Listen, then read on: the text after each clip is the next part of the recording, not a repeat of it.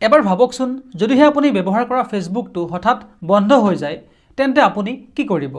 ভাৰতীয় মানুহবোৰে কি কৰিব বৰ্তমান সময়ত ফেচবুক প্ৰায় প্ৰতিজন ভাৰতীয় মানুহৰ জীৱনৰ এটা অপৰিহাৰ্য অংগ হৈ পৰিছে তেনে ক্ষেত্ৰত ফেচবুক নাথাকিলে সামাজিক মাধ্যম সম্পূৰ্ণৰূপে অচল হৈ যাব বুলি ক'লেও বঢ়াই কোৱা নহ'ব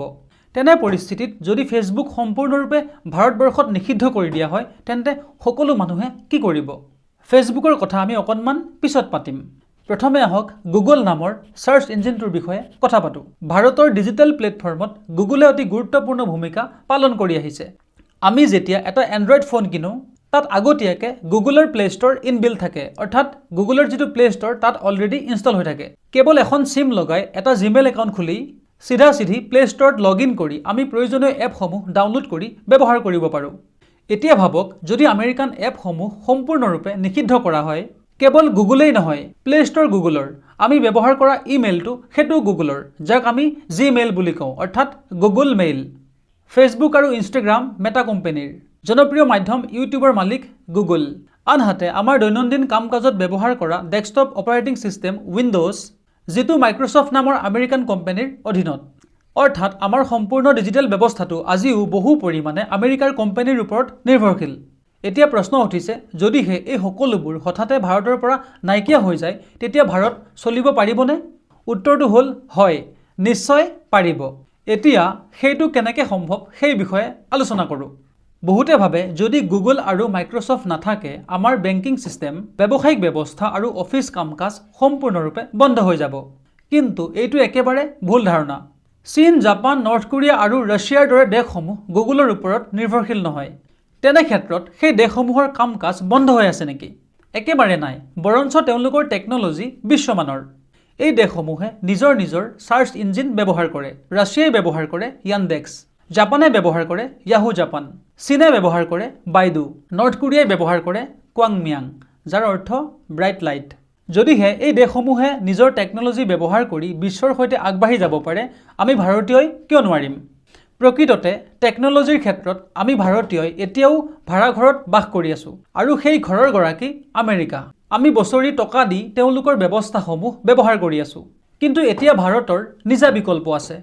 গুগলৰ দৰে ভাৰতৰ নিজা ব্ৰাউজিং সিস্টেম আছে যাৰ নাম হৈছে জোহো ওলা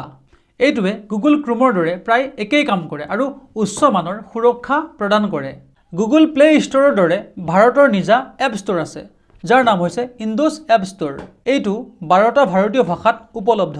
আৰু দৈনন্দিন জীৱনত ব্যৱহাৰ কৰা প্ৰায় সকলোবোৰ এপ ইয়াৰ পৰা ইনষ্টল কৰিব পাৰি এতিয়া প্ৰশ্ন হয় ব্ৰাউজিং সিস্টেম আৰু প্লে ষ্ট'ৰ পালোঁ কিন্তু ইমেইল ক'ত পাম তাৰো উত্তৰ আছে ভাৰতীয় ইমেইল সেৱাৰ নাম জোহো মেইল এইটো জিমেইলৰ দৰে একেই কাম কৰে কেৱল মোবাইল নাম্বাৰৰ সহায়ত সহজে জিমেইল একাউণ্টৰ দৰে জোহো মেইল খুলিব পাৰি ইণ্ডোছ এপ ষ্ট'ৰত জোহো মেইল ব্যৱহাৰ কৰি লগ ইন কৰি আপুনি কম ডাটা ব্যৱহাৰ কৰি সকলো প্ৰয়োজনীয় এপ ইনষ্টল কৰিব পাৰিব যেনে Facebook WhatsApp Instagram Jio' TV PhonePe GPay ইত্যাদি এতিয়া বহু লোকৰ মনত এটা ভুল ধাৰণা আছে যে গুগল নাথাকিলে এই এপসমূহ নচলিব আচলতে এপ্লিকেশ্যনৰ গুগলৰ লগত কোনো সম্পৰ্ক নাই এপসমূহ কোনো নিৰ্দিষ্ট কোম্পানীয়ে নিজে ডেভেলপ কৰে আৰু কেৱল গুগল প্লে ষ্ট'ৰ অথবা এপল ষ্ট'ৰৰ জৰিয়তে সেইবোৰ পাব্লিছ কৰে তাৰ বিনিময়ত গুগলে মাচুল লয় কিন্তু এপ্লিকেশ্যনৰ সম্পূৰ্ণ মালিকানা সেই নিৰ্দিষ্ট কোম্পানীৰ হাতত থাকে বহুতে ভাবে SBI ইউনোৰ দৰে বেংকিং এপ গুগল নাথাকিলে নচলিব আচলতে SBI ইউনো এপ প্ৰথমে IBM ডেভেলপ কৰিছিল বৰ্তমান ইউনো 2.0 ভাৰ্চনটো 2025 চনৰ ডিচেম্বৰ মাহত টাটা কনচালটেন্সি সাৰ্ভিসে ডেভেলপ কৰিছে এই এপ্লিকেশ্যনটো গুগল প্লে ষ্ট'ৰ নাথাকিলেও ইণ্ডোছ এপ ষ্ট'ৰৰ পৰা ইনষ্টল কৰি ব্যৱহাৰ কৰিব পাৰি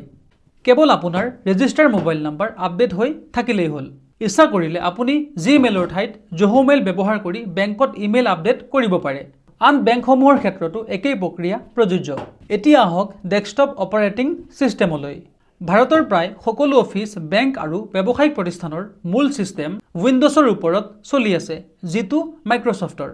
কিন্তু উইণ্ডোজ নাথাকিলেও এই কামবোৰ চলিব পাৰিব কাৰণ ভাৰতৰ নিজৰ অপাৰেটিং সিস্টেম আছে যাৰ নাম হৈছে বছ ভাৰত অপাৰেটিং সিস্টেম সলিউশন এইটোৱে উইণ্ডোজৰ দৰে একেই কাম কৰে ভাৰতৰ প্ৰায়বোৰ বেংকৰ ATM সিস্টেম বছৰ দ্বাৰা পৰিচালিত লগতে জোহো কোম্পানীয়ে মাইক্ৰ'ছফ্ট 365ৰ দৰে একেই অফিচ সেৱা প্ৰদান কৰে সেয়েহে মাইক্ৰ'ছফ্ট নাথাকিলেও ভাৰতৰ কাম কাজ বন্ধ নহয়। এতিয়া আহক সামাজিক মাধ্যমৰ বিকল্পৰ কথালৈ। ফেচবুকৰ বিকল্প হৈছে শ্বেয়াৰচাট, ইনষ্টাগ্ৰামৰ বিকল্প হৈছে ম'জ, য'ত আপুনি 60 ছেকেণ্ডলৈ ভিডিঅ' আপলোড কৰিব পাৰিব। ইউটিউবৰ কাৰণে অটোপ্লে, হোৱাটছএপৰ ভাৰতীয় বিকল্প আৰত্তে নামৰ এপ্লিকেশ্যনটো, যিটো ডেভেলপ কৰিছে জোহো কৰ্পৰেশ্যনে। যদি হঠাতে এই সকলোবোৰ আমেৰিকান কোম্পানী ভাৰতৰ পৰা আঁতৰি যায়, তেন্তে আৰম্ভণিতে অলপ অসুবিধা হ'ব পাৰে। কিন্তু কিছুদিনৰ ভিতৰতে সকলো ব্যৱস্থা স্বাভাৱিক হৈ পৰিব। যিদৰে টিকটক বেন হোৱাৰ পিছত আৰম্ভণিতে কিছু অসুবিধা হৈছিল, কিন্তু কিছুদিনৰ পাছত মানুহে টিকটক পাহৰি গ'ল। ঠিক একেদৰে এইবোৰৰ ক্ষেত্ৰতো তেনেকুৱাই হ'ব।